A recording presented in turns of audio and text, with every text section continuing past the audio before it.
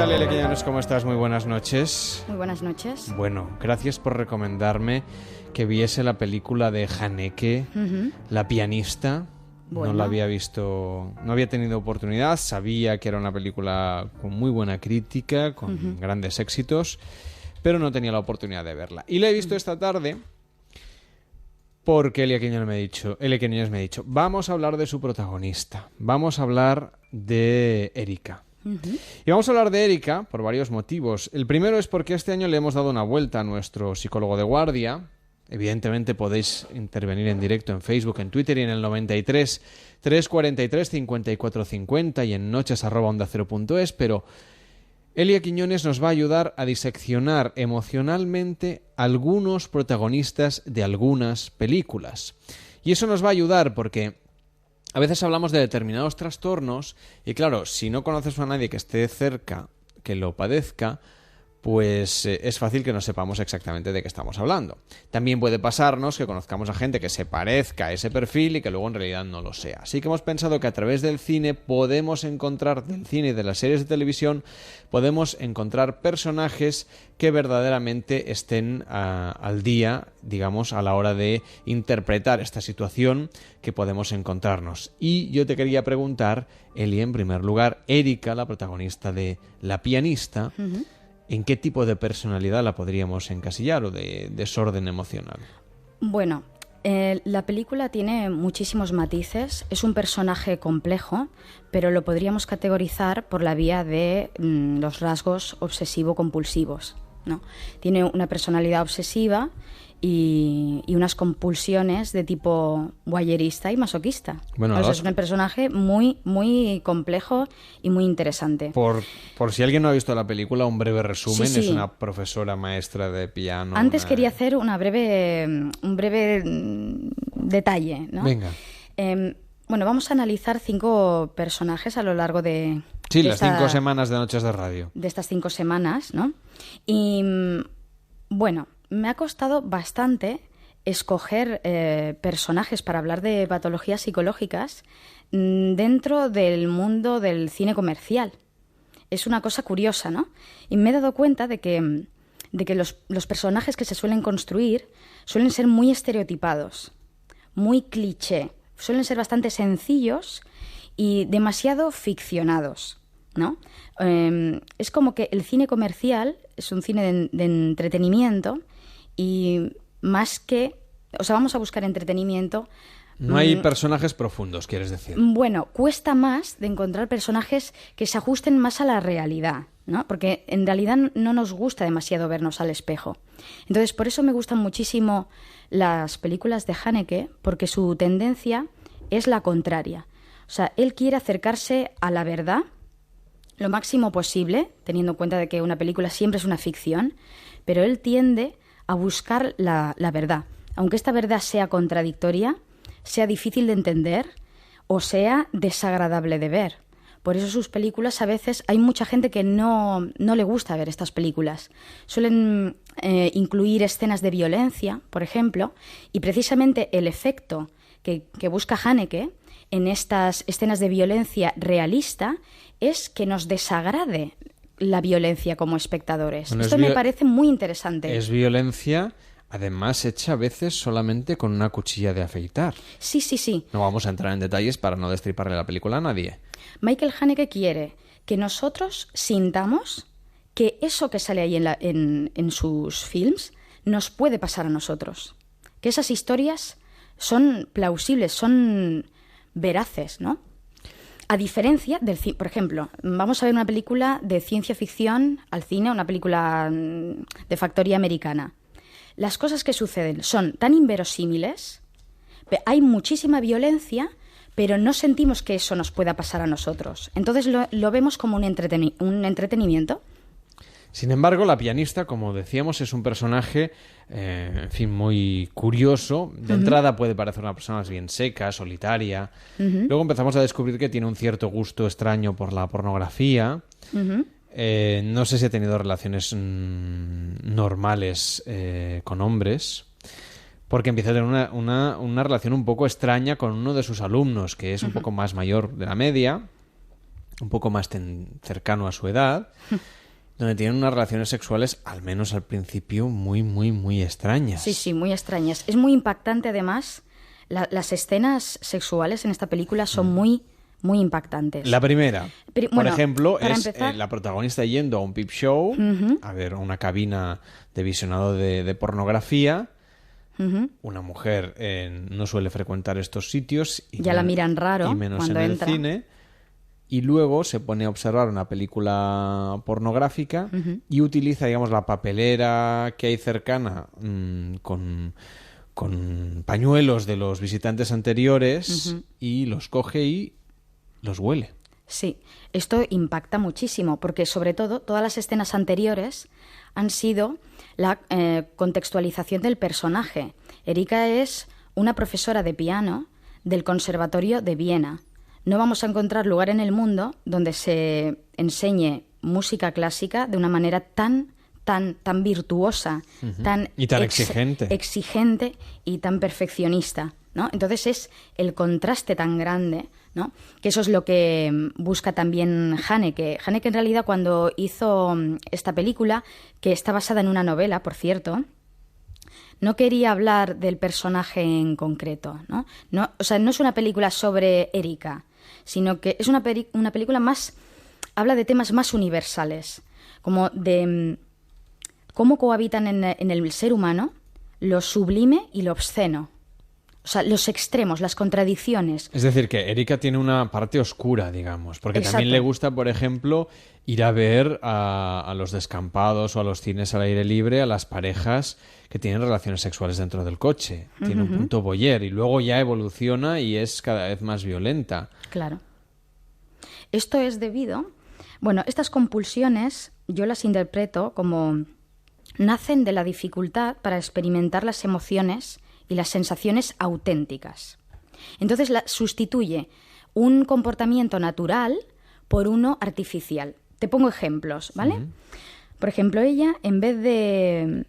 Cuando siente deseos sexuales, hay una escena en la que sale cortándose en los genitales, haciéndose autolesiones en el baño. O sea, ella, en vez de masturbarse, que sería la conducta normal cuando sientes deseo sexual y estás sola, ¿no?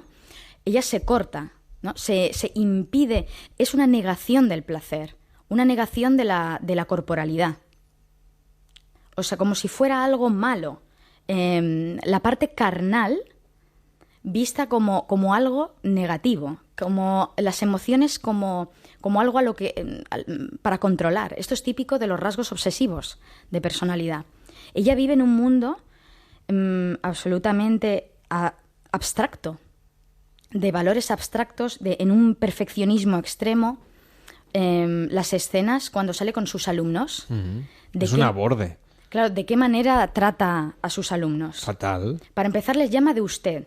O sea, hay una frialdad con el alumno increíble, ¿no? Y a lo mejor son alumnos que llevan años con ella. Pero les trata de usted. Y es muy crítica con los errores. No tolera los errores. Entonces, si tuviéramos algún corte... pero no tenemos, ¿no? Cortes de... Teníamos, pero ha habido un pequeño incidente. Que lastima. De las cosas que les dice, ¿no? Es curioso porque cuando le enseña a tocar piezas a los alumnos, sobre todo de Schubert y de Schumann, que son su especialidad, ahí sí que contempla todos los matices emocionales de la pieza. O sea, ella no se permite vivir emociones, sus emociones naturales, pero sí que capta todo el matiz de emociones que tienen las piezas musicales. En qué momento fueron compuestas. Por ejemplo, hay un momento en que... no hemos hablado de Walter Kremer, ¿no? Es su alumno aventajado, digamos, del que tiene una relación un poco extraña. Es que tampoco quiero destripar la película por si alguien, bueno, para por si la alguien gente la que quiere no, ver, ¿no? por si alguien la quiere ver, porque por ejemplo, no es un cine, como tú decías, muy popular. No es muy popular. Dice Félix 2003, ayer hablasteis del postureo, pues en el cine también hay mucho y con Haneke muchísimo, queda bien decir, he visto sus películas. Bueno, yo ya he empezado diciendo que yo no la había visto, pero que la he visto después y que me ha gustado mucho. Pero independientemente de si queda bien o no queda bien, es muy gratificante verlas, porque son de buena calidad. Nos preguntan, dice Carla, yo no he visto esa peli, por favor dadme datos completos para buscarla. Se llama La pianista de Michael Haneke, una película austríaca del año 2001 y que además tuvo, en fin, una gran acogida en el Festival de Cannes, por ejemplo. Bueno, en cualquier caso, lo importante no solamente para los que han visto o no han visto la película, las películas nos van a servir como excusa para hablar de de trastornos, de dificultades emocionales. Ella tiene un trastorno obsesivo-compulsivo. ¿Qué tipo de rasgos podemos denotar como parte de una persona obsesiva-compulsiva y que se den en el caso de Erika, la protagonista de La pianista? Mira, por ejemplo, una disociación, o sea, separación absoluta entre el placer y el deber. O sea, están completamente separados dentro de la vida de la persona obsesiva, ¿no? Por un lado está el placer, por otro lado está el deber. Y sobre todo mucha más importancia al deber que al placer. Por supuesto. El placer suele estar anulado y por eso sale de forma compulsiva, como una vía de escape. Anular los deseos, ver las emociones como foco de descontrol, es también muy típico de los rasgos obsesivos. El narcisismo meritócrata, la meritocracia, es decir, yo me valido, yo me valoro a través de mis méritos. De ahí el perfeccionismo, ¿no? El perfeccionismo es una actitud compensatoria del error, por el que se intenta ser irreprochable. El virtuosismo, la rigidez mental, la frialdad afectiva, la constricción de la espontaneidad. En este caso, el personaje de Walter, que en realidad no empieza siendo su alumno, sino que lo conoce porque es el sobrino, fiesta, sí. Lo conoce en una fiesta privada, estas fiestas privadas que se hacen entre gente del postureo, como dicen en Facebook. Bueno, estos eran más bien multimillonarios. Bastante. No necesitaban postureo. Entonces Walter es el sobrino de la anfitriona de esa fiesta. Walter es un chico que es un personaje opuesto a Erika. Representa justo todo lo contrario. Ama la música. Ama la música. No el perfeccionismo. Exactamente. Es un chico muy culto, muy virtuoso también en el piano. Es guapo, es joven, es cariñoso, es una persona espontánea que rompe las reglas, a pesar de ser muy educado, rompe reglas. A mí me gusta Walter porque siempre entra en los sitios irrumpiendo. O sea, entra sin llamar o sin haber pedido cita previa. Es mucho más fresco. Y ella es mucho más fresco. Muy normativa, digamos. Completamente normativa. Y eso es lo que hace una persona... Bueno, no todo el mundo que sea muy amante de las normas, evidentemente, va a ser obsesivo-compulsivo. Pero, claro. ¿Qué podemos decir sobre la gente que tenga estos rasgos de obsesión? Porque ¿cuál es la obsesión principal que tiene la protagonista y cómo la podemos identificar? Claro, la obsesión principal es, ser perfecta en el tema de la música, o sea, llegar a unos grados de excelencia extremos y anular toda esa parte carnal y, por lo tanto, humana, que es lo que le provoca estas compulsiones. Y vivir el placer de esa forma tan abyecta, ¿no? O sea, tan oscura, en vez de vivirlo de forma natural, que es lo que le propone el personaje de Walter. Walter le intenta seducirla, ella se resiste al máximo y se da entre ellos, le sucede una cosa a Erika, y es que hay una especie de lógica sadeana en sus relaciones en la que ella solamente entiende las relaciones como dominación-sumisión. Solo ve estos dos roles. Entonces, o está en posición de dominante o está en posición de sumisión. Entonces, al principio adopta la posición dominante con él, que es la que ella está acostumbrada a adoptar con todo el mundo, ¿no? Excepto con su madre, porque aquí no ha salido todavía el personaje de la madre de Erika. La madre también es para darle de comer aparte. La madre de Erika es un personaje muy importante, es clave, de hecho sale en la primera escena. La primera escena ya es Erika entrando en casa. Y un enfrentamiento con la madre. Y un enfrentamiento con la madre. Ellas viven juntas, duermen en la misma habitación, que es un detalle muy importante. Y en la misma cama. Es una madre muy, muy, muy constrictiva, muy controladora. El primer enfrentamiento es porque la madre controla, o sea, ella sabe qué alumnos va a tener su hija a lo largo del día, cuándo va a salir de clase y cuándo va a llegar a casa. Entonces ella calcula que ha faltado, o sea, ha habido 3 horas que no ha sabido dónde ha estado, entonces la increpa. Y Erika, al final, lo que había estado haciendo era comprarse un vestido. Se da un forcejeo y la cosa acaba en que la madre acaba rompiéndole el vestido. Es decir, que eso podría explicar de alguna manera cómo se ha ido desarrollando la personalidad de la protagonista. Y mensajes como: una persona de tu posición no tiene necesidad de pintarrajearse, ese vestido era demasiado llamativo, ¿dónde has estado?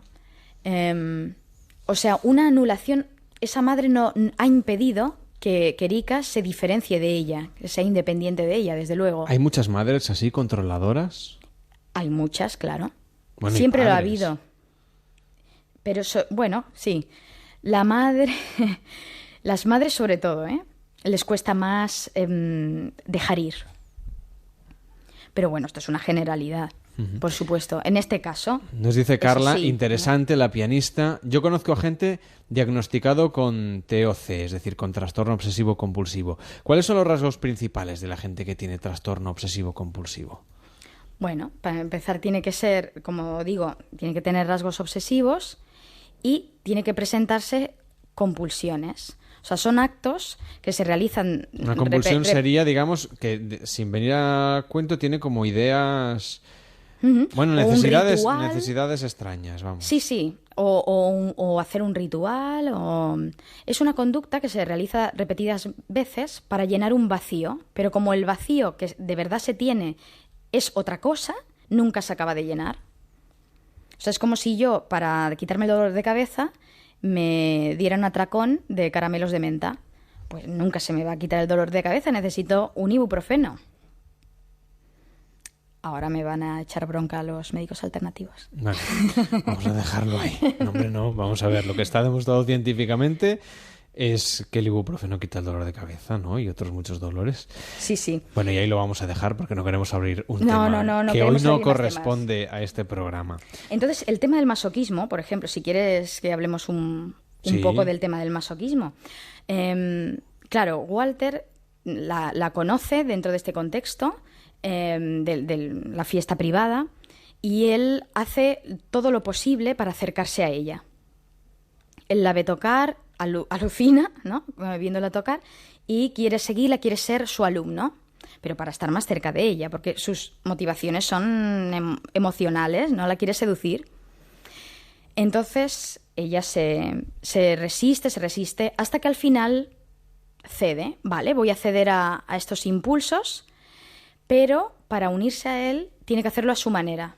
Entonces le hace una carta, que es como una especie de contrato, un poco 50 sombras de Grey, pero sin ser tan naif, ¿eh?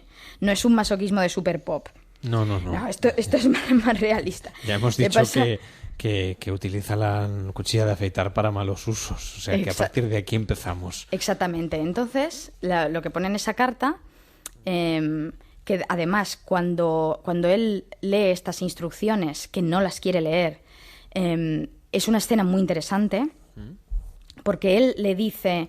Erika, pero si me tienes delante, ¿por qué no me lo explicas? ¿No? ¿Por qué no hablamos como personas normales? ¿No? Y ella, no. Tienes que leer la carta, ¿no? Entonces, bueno, lo que pone en esa carta son condiciones de sadomasoquistas, en las que ella desea ser humillada, insultada, maltratada, agredida, ¿no? Entonces él se queda alucinando, lógicamente.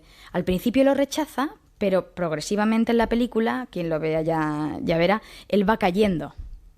O sea, digamos que la perversión de ella se va... Haciendo realidad. Haciendo realidad, o sea, él se va contagiando. Le va gustando.